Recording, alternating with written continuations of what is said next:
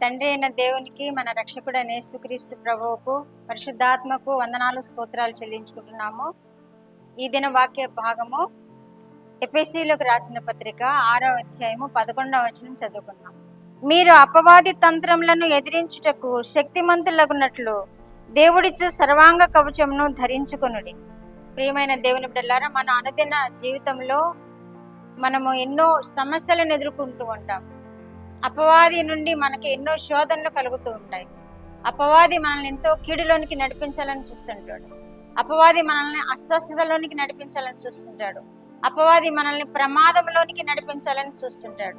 మన యేసయ్య దగ్గరికే వచ్చి శోధించడానికి ప్రయత్నించిన అపవాది మనల్ని ఎంత మాత్రమూ విడిచిపెట్టకుండా మనల్ని శోధించడానికి అనునిత్యము ప్రయత్నిస్తూనే ఉంటాడు. కాబట్టి మనకి ఈ వాక్యము ఏం తెలియజేస్తుంది? అపవాది తంత్రములను ఎదిరించుటకు శక్తిమంతులగినట్లు సర్వాంగ కవచమును ధరించుకొనుడి అని ఇక్కడ అపోస్తలుడైన పౌలు ఎఫెసీయులకు రాస్తున్నాడు. సర్వాంగ కవచము ఏంటి అంటే, ఒకటి సత్యమును దట్టి కట్టుకోవాలి, రెండవది నీతి అను మైమరుగు తొడుగుకోవాలి, మూడవది సిద్ధ మనసును జోడు తొడుగుకోవాలి, నాలుగవది విశ్వాసమును డాలు పట్టుకోవాలి, ఐదవది రక్షణ అయిన శిరస్త్రాణం ధరించుకోవాలి, ఆరవది ఆత్మ ఖడ్గమును, వాక్యం అనే ఖడ్గమును ధరించుకోవాలి.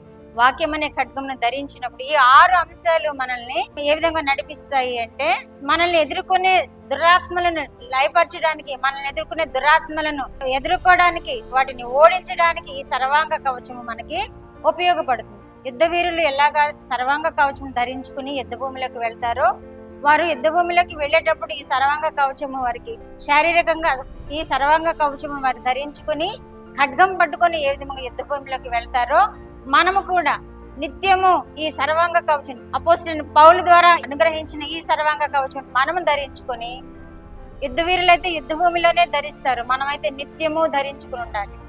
నిత్యము మనకి వాడు ఎదురవుతూనే ఉంటాడు. ఏదో ఒక సమస్యతో, ఏదో ఒక ఇబ్బంది పెట్టాలని, ఏదో ఒక బలహీనత కలుగు చేయాలని, ఏదో ఒక అవమానమునకు గురి చేయాలని మనల్ని కనిపెడుతూ ఉంటాడు దుష్టుడు. కాబట్టి మనం ఏం చేయాలన్నమాట, నిత్యము ఈ సర్వాంగ కవచం ధరించుకోవాలి, వాక్యం అనే ఖడ్గం పట్టుకోవాలి మనం.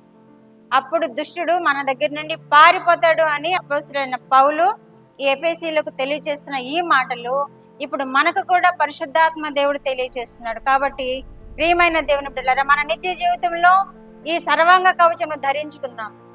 మన నిత్య జీవితంలో సాతాన్ని ఓడిద్దాం. మన నిత్య జీవితంలో సాతాను యొక్క చర్యలను లయపరుద్దాం. మన రక్షకుడైన యేసుక్రీస్తు దేవుడు సాతాను చర్యలను లయపరచడానికే మనుష్య కుమారుడుగా ఈ లోకమునకు వచ్చానని 1వ యోహాను పత్రికలో వ్రాయబడి ఉన్నది. ఆ విధముగా మన దేవుణ్ణి మనము కలిగి ఉండినప్పుడు ఈ సర్వాంగ కవచమును కూడా మనం ధరిస్తాము. అప్పుడు దుష్టుడి వైపు ప్రతి విధమైన అగ్ని బాణములను మనము కూడా ఆర్పివేయ శక్తి కలిగి ఉంటామని వాక్యం ద్వారా మనం తెలుసుకోగలుగుతున్నాము. అట్టి కృప వింటున్న బిడ్డలందరూ కలిగి ఉందరు గాక. ఆమేన్. ప్రార్థన. మా దేవా, మా ప్రియ పరలోక ప్రభువా, మీ పరిశుద్ధ పాదములకు వందనాలు, స్తోత్రాలు ప్రభువా. యేసుక్రీస్తు దేవా స్తోత్రములు, పరిశుద్ధాత్మ దేవా స్తోత్రములు. ఈ ఉదయం కాలంలో ఇచ్చిన వాక్యము కొరకు స్తోత్రములు ప్రభువా. దుష్టుని ఎదిరించుటకు మా ప్రభువా శక్తి గల వారున్నట్లు సర్వాంగ కవచమును ధరించుకొనుడి అని మీరు వాక్యం ద్వారా మాకు తెలియజేసినందుకు మీకు స్తోత్రములు ప్రభువా. ఈ సర్వాంగ కవచమును ధరించుకోవడానికి ప్రతి బిడ్డకునైనా మీ కృపను, మీ శక్తిని నైనా అనుగ్రహించు దేవా. మీ పాదముల యొద్ద మా ప్రభువా వేడుకుని ఈ సర్వాంగ కవచమును ధరించుకుని వారి నిత్య జీవితంలో ఎదురవుతున్న ప్రతి కీడును, ప్రతి శోధనను, ప్రతి వ్యాధిని, ప్రతి సమస్యను, ప్రతి ప్రమాదమును మా ప్రభువా తప్పించబడుటకు ప్రభువా ఈ సర్వాంగ కవచము వారికి మేలును నైనా కృపను అనుగ్రహించినట్లుగా చేసే దేవుడు అయినందుకు మీకు వందనాలు, స్తోత్రాలు చెల్లించుకుంటూ యేసుక్రీస్తు వారి పేరిట ఈ మనవులు మీ పాదముల యొద్ద వేడుకుంటున్నాను పరమ తండ్రి. ఆమేన్.